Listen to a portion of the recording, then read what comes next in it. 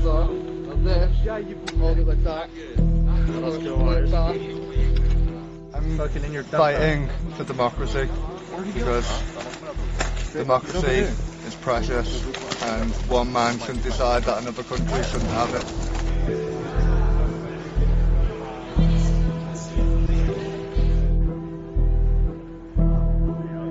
I was over in Iraq and yeah, I was there for a few months and then flew home, saw my missing kids, hadn't seen them for a while and basically said, yeah, I'm going to Ukraine. So big shock and I feel a bit sorry for them, to be fair. I know I was pretty upset, but you know, people need me here.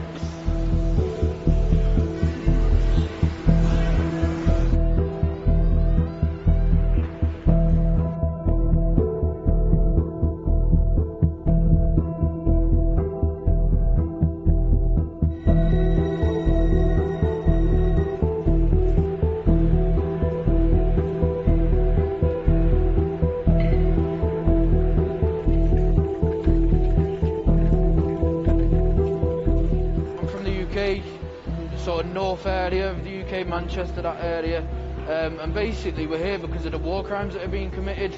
Obviously the president asked if he can help and I started to think about it and then I started to read the war crimes and that's when it gets sickening. They're not happy, to say the least, definitely not happy, but they're proud. I'll say that, they are proud, but they are not happy. I told all my family, they were obviously worried but supportive, but anyone that's doubted where I'm going, like why I'm going, I've been setting my mind of why I'm going and I know it's a just cause. Where are you from?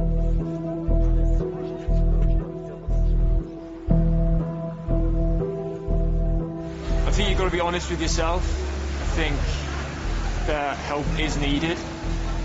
Anything from, you know, stretcher bearers, admin, runners.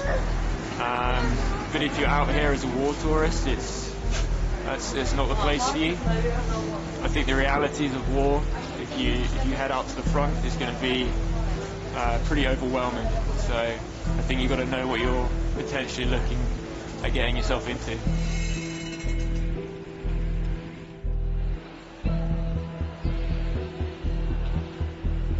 Get out of the train station, go to the safe zone, like Red Cross area, and the square next to it. And I'll go there and volunteer. And use first aid. Professionally, I'm a builder, so I help with trades, building, moving. But when I'm here, and when I was in Mariupol, I drove an ambulance and I provide support for medics. I have little medical training, but in a pinch, you know, I can be backup or help him, kind of like a quasi-nurse.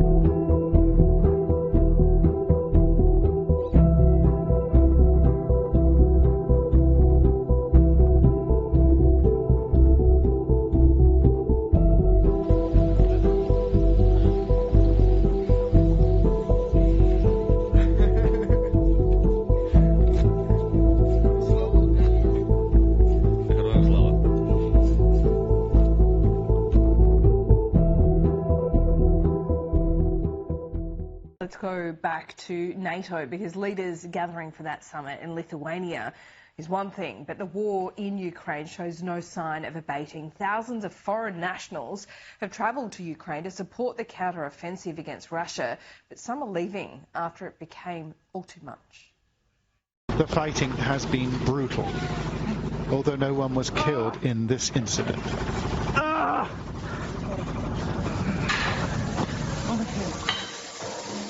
For the foreign fighters, there is a refuge near the front. A modest house in eastern Ukraine where the door is always open. And we met an Irishman there, a heavy machine gunner, who's been fighting in Ukraine for the past 17 months. What is it like right now on the front line, the 0 point? On zero line, it's horror. It's horror. There is just, it's a genocide. It's a slaughter. There is just people dead everywhere. Russians dead, Ukrainian people dead, Ukrainian soldiers dead, just left there. Just left there, and I don't know why.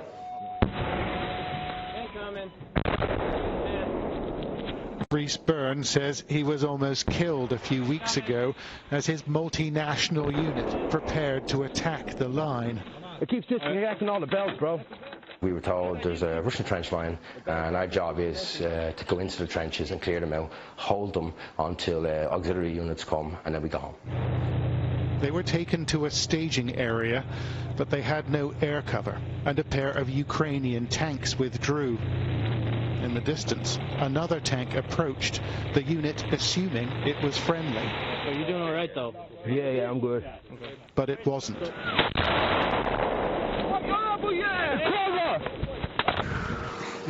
I've never done like those big mountains like you have, but I want to, bro. This sanctuary is run by a muscular pastor, a New Zealander called Owen Panoma. What's the point of this place, this house? Be some sort of support, you know, to sit there. Where are you from? You got kids, you know, basically to take their mind off war. No one is pressured to communicate, but the trauma will often make itself known. They sleep talk. They scream. Night time, you come out, go to the toilet, think, oh, he's all right, and the guys wake up. You know, they don't realise that what they're doing. They may not be aware of what they're actually doing because it's quiet here. Out there, it's not. Byrne and a fellow fighter race to make their train, with the past quickly stuffed in their rucksacks. But they can't leave it all behind. It's the only ticket I have, pal. It's a ticket you with me, boy. These men have spent months on the edge. This will become a memory from me, yeah? That's all it'll be, just a memory that I'll try push behind, that I hopefully forget. I genuinely hope I forget it, but yeah, I know it'll haunt me, it'll come back. As NATO pledges arms, these men are pulling out, although their departure was delayed when the pair bought the wrong tickets. Turns out it was harder to leave than they thought. So I want to unpack all of these things. I first want to touch on your most recent piece, which we heard from President Biden over the past 48 hours on a fundraising trip, by the way, that he's been warning us, of course, about Vladimir Putin, saying he thinks that there's a real possibility that Putin's going to use nuclear weapons. And meanwhile, the other side, on the Russian side, seems to be saying the exact opposite. So you've written this new piece on that specific question on nuclear war. Can you unpack that? Explain to us what your piece is about and where we're headed in this mess right now. Well, I think we need to understand, first of all, that we live in a world where there's two competing nuclear doctrines. One is the American nuclear doctrine, which Biden has inherited from Trump, who inherited it from Obama, who inherited it from Bush. And this is a doctrine that embraces the notion of preemptive nuclear war, a winnable nuclear war, a world where the United States can envision using nuclear weapons preemptively in an effort to escalate, to de-escalate. That is, showing the other side that we're serious about this and that causing them to back down. And, you know, we have to keep in mind that the doctrine that exists under Biden is the doctrine that was in place when a senior Trump administration defense official said, our goal in having this doctrine, and this is a direct quote, our goal is to ensure that every morning when the Russians and Chinese wake up, they don't know whether or not we're going to nuke them. That's the American nuclear strategy. I want people to understand. Let that sink in. And that's the Biden strategy. This is the strategy that Tony Blinken has behind him as he goes forth and does his aggressive policies. The strategy that Jake Sullivan is backed up with when he makes his aggressive policies. And it's the strategy that should be bouncing around inside the muddled brain of Joe Biden when he says ridiculous things such as, I've been warning everybody about Putin. I've been warning them that, you know, the threat of nuclear war is real. No, the only threat of nuclear war comes from the United States, and people should understand that. The only threat of nuclear war comes from the United States. What Russia has said is that they have no intention of using nuclear weapons, tactical or otherwise, unless their nuclear doctrine is triggered. And that one is, of course, if the existential survival of Russia is put at risk then Russia will use all means available to ensure the continued survival of Russia. That's sort of common sense. I mean, that's why you would have nuclear weapons to begin with, to ensure your continued survival. So, we're in a situation now where we have the United States. Jake Sullivan just gave a presentation at the Arms Control Association earlier this month, talking about the conditions under which America would pursue arms control with the Russians, totally unrealistic expectations. And Putin gave an interesting response because, as Putin is wont to do every now and then, he throws in sort of man on the street, salt of the earth colloquialisms. And he did it this time. He said, now they want to talk about disarmament. They want to come in and look at our strategic nuclear deterrence system at a time when the goal of the United States is to achieve the strategic defeat of Russia. Right. And then he used the term khrenim, loosely translates into pound sand. Now there's a more crude version of that, but and the crowd loved it. But that's the Russian approach right now. The heck with you. Right. We're going to come in. We're going to restart. We're going to come in and investigate your nuclear stockpiles as we continue to funnel billions of dollars in weapons into Ukraine to attack on pre-war Russian land. And this brings us up to the comments you made earlier about von der Leyen and the Europeans talking about supporting Ukraine to the bitter end. Understand that Ukraine's strategic vision is that victory is defined by the return of Zaporizhia, Kherson, Lugansk, Donetsk, and Crimea, basically the pre-1991 borders. They have to be returned to Ukraine. But Russia has absorbed these territories. Constitutionally, they're part of Russia, which means any effort to do this represents an existential threat to the survival of Russia, just like stripping California away from the United States would represent an existential threat to the United States. And so what we're saying is we support Ukraine's effort to guarantee a Russian nuclear response that brings about an end to the world.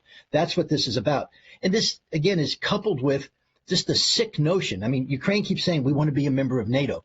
But Ukraine has to understand that the United States and NATO is operating under a George Soros-driven notion that speaks of the need to have an Eastern European manpower pool that will be married to NATO technology to threaten Russia. If you understand what I just said, Ukraine will never be part of NATO because they are simply the meat that will be attached to NATO technology to weaken Russia. So our grand strategy of using Ukraine to weaken Russia, combined with Ukraine's sick fantasy of somehow gaining control over these former territories, all lead to triggering Russia's nuclear response. We're committing suicide as we speak, and people need to wake up and understand this, that the policies that the United States and NATO are pursuing right now are policies guaranteed to result in a Russian use of nuclear weapons. And now a Russian strategic theorist, historian and academic, Sergei Karaganov, has just written an important piece. And what's important about this is that his opinions are listened to, and they are reflective of mainstream thinking in Russia. And he said it's time for Russia to change its nuclear posture into adapting its own preemptive policy. And it's time, if NATO and the United States continues to pursue these policies, that Russia preemptively uses a nuclear weapon against NATO and compels the United States to consider, are we willing to exchange the city of Boston for the city of Poznan? That's a Polish city that, under the Karaganov theorem, would be struck preemptively with a Russian nuclear weapon, sending a signal to NATO that we're done playing games. The question now is, what would an American president do when that happens? Would the American president be willing now to commit to defend Poznan, defend Poland, defend NATO with an American nuclear response, knowing that it would cost American cities?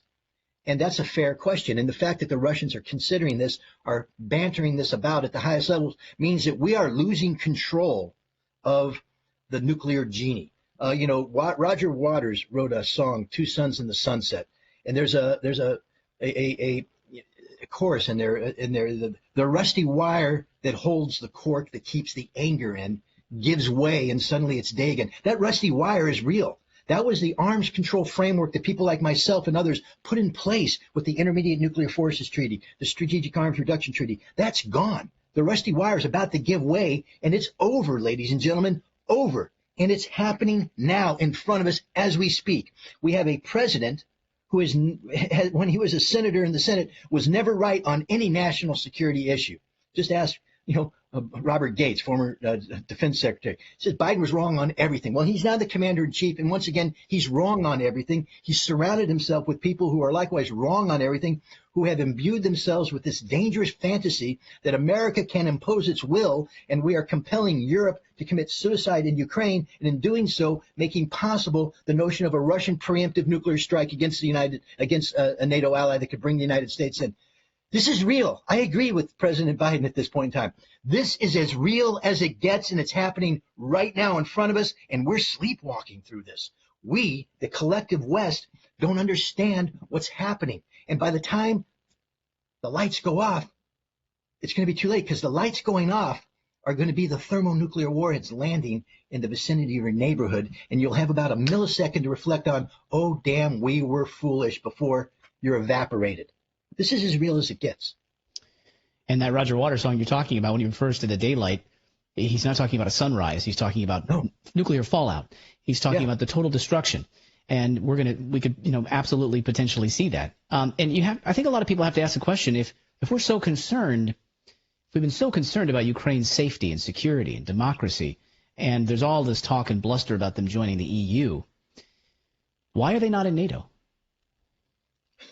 Because that would automatically trigger a nuclear conflict.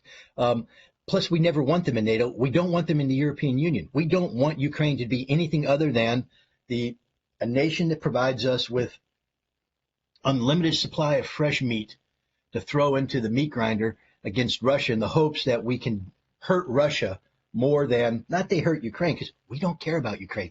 I hope people wake up to understand the following too. All those people that are out there putting the Ukrainian flags on their social media, putting them out in front of their house, this virtue signaling that I'm for Ukraine, all you're doing is condemning Ukrainian men to death. This counteroffensive has failed because it was always doomed to fail. It was never going to succeed. And the irony is, we knew that. We knew that when we trained them. Any military professional will tell you straight up, you can't take people and put them and try to train them on complex technology in a very limited period of time. So all they know how to do is turn it on, turn left, turn right, rotate the turret, load, and then say, oh, you're ready to go to war. War is people who have a sixth sense about their equipment. As they go in, they can listen to the engine, understand that they can get a little bit more out of it, a little bit less. They know how to pause. They know how to pivot, roll, move, shoot, pull back. It's an intimacy that you develop with your equipment over years of experience, not 5 weeks, not 5 days. And then we turn around and we employ them in a combat, the most complicated military mission imaginable, which is an assault, a breaching assault of a fortified defensive position. It is the hardest thing to do in the military. It's the most bloody thing to do. It will only work if everything goes right, and nothing was going to go right ever, because one of the prerequisites of a breaching assault is the first phase, which is suppression. That as you are going through the minefields and the obstacle belts approaching the defensive line, you need to suppress in totality the enemy's ability to interdict your movement to the target. That means you need an air force that is capable of clearing the skies of the enemy air force. You need artillery that suppresses enemy artillery. You need fire support that knocks out the local defenses so that your troops can work their way through the minefield. The Ukrainians don't have an air force, which means Russia controls the airways. The Russian Air Force, Russian helicopters are slaughtering the Ukrainians before they even get to the defensive belt. Then they get mired down in the minefields, and the Russian artillery comes on and does the rest. We're jamming their communications. The Russians are jamming their communications, doing it, and the end result is these Ukrainians haven't even reached the initial defensive line.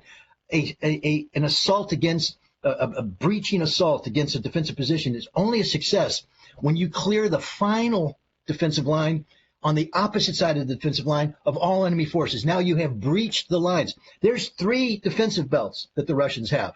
Ukrainians haven't even reached the first one. And they can't succeed until they breach all 3. They're never going to do it, and we knew it from the start. We literally train these people to die, and that's what's happening, and that's why Putin accurately notes that this counteroffensive is over. That's unbelievable. So they haven't even reached the first defensive belt.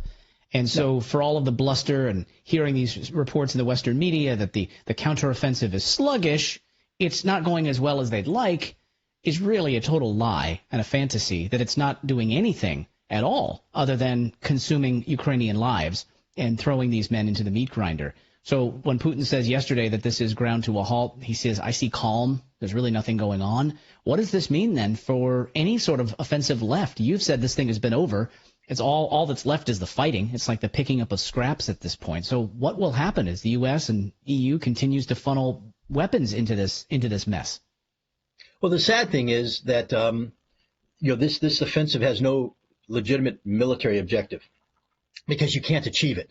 I mean, that's like me creating the Skyraider Space Agency and saying that it is my objective to be on Mars in a year and a half. And people say, well, that ain't never going to happen because you don't have the budget, you don't have the technology, you don't have the infrastructure. You got nothing but an idea.